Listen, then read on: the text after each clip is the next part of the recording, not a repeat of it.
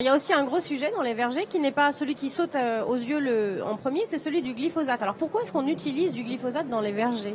Et pourquoi est-ce que c'est aussi un travail de s'en passer? Comment est-ce que vous abordez le sujet?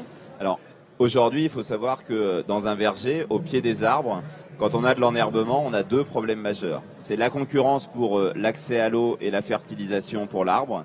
Et si on a un enherbement important, on va être obligé de consommer plus d'eau. Et on voit bien que dans la tendance actuelle, on a plutôt la nécessité d'être économe. D'ailleurs, 94% de nos adhérents utilisent des outils de la décision pour piloter l'irrigation et être économe en eau. Et on a une autre problématique qu'on n'attend pas forcément, on a des campagnols. C'est-à-dire que dans le verger de pommiers, quand on laisse l'enherbement au pied des arbres, on a des rongeurs qui viennent consommer les racines et qui peuvent aller jusqu'à détruire le verger. On peut détruire 400, 500 pieds à l'hectare en une année avec des campagnols.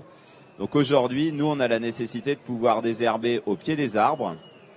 Dans la démarche verger éco-responsable, on s'est interdit le désherbage chimique dans l'interrang sur 50% de la surface. Cette année, on porte cette interdiction à 75% de la surface.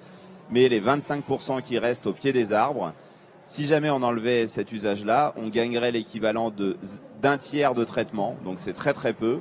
Par contre, on augmenterait notre coût de production de 10%, ce qui est quasiment une condamnation à mort du verger français.